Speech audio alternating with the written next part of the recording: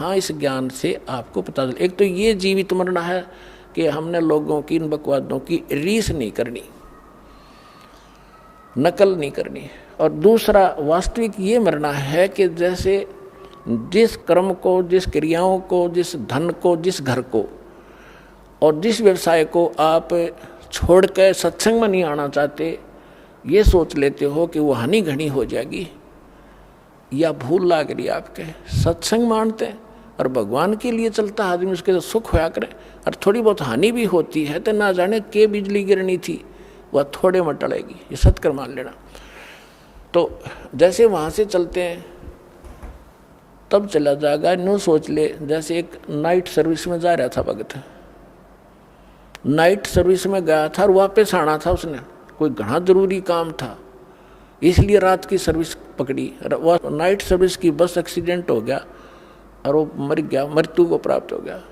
अब वह जल्दी भी गई, वह जरूरी काम भी रह गया। अब जैसे नो सोच ले यहाँ आने के लिए कि जैसे आज हमारी मृत्यु हो जाए तो जिसके लिए हम सत्संग में भी नहीं आना चाहते वो भी गया, वो कतिये खत्म हो गया। तो ये सोच कर यहाँ चल पड़ा कि नो सोच लो मेरी मृत्यु होगी आज, और 3 दिन 4 दिन आप आ जाओ यहाँ मृतक हो गए। अब 3 दिन में 4 दिन में यदि कोई हानि होती है तो फिर जाकर संभाल लेंगे उसने, वैसे तो होगी नहीं, परमात्मा आपको घना सहारा देगा। और जब परमानेंट टिकट कट गई फिर क्या करोगे, फिर भी तो रहेगा सारा काम धरा। तो इस प्रकार आप यहाँ आओ तो न्यू सोच लो कि भी मर गए, ये तो कभी भी हो सकता है, यू काम तय। और वो जिसके लिए आप भगवान से भी दूर होना चाहते हो और सत्संग भी सुनने की टाइम नहीं है, और कल को कोई उत्सुक होगी तो फिर क्या करोगे, फिर परमानेंट गए, फिर उन्हें कभी नहीं संभाल सकते जिसके ऊपर आप भगवान से भी दूर हो रहे हो। तो यहाँ बताते हैं आप न सोच लो 3 दिन मर गए, 3 दिन के बाद कि मैं बिगड़ेगा तो फिर संभाल लेंगे अपना 2 महीने फालतू करके, उसको फिर सेट कर देंगे और परमात्मा साथ देगा आपको।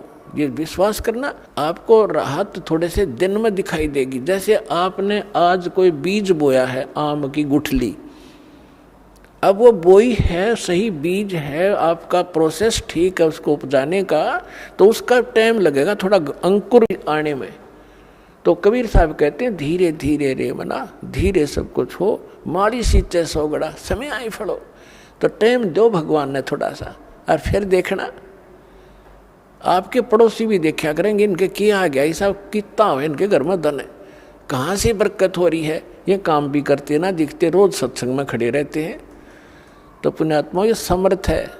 तो क्या बताते हैं कि असंग जन्म तन मरत्या हो गए, जीवित क्यों ना मरे रे, और दवा 10 दर मद महल मठ बोरे, बहुर ना दे धरे रे। अब आज तक हमने ये 10वां द्वार इस पर घाटा जोड़ रखा था। 10वां द्वार तो इस काल के ही लोक के अंदर है, इस काल के ही ब्रह्मंडों के अंदर है।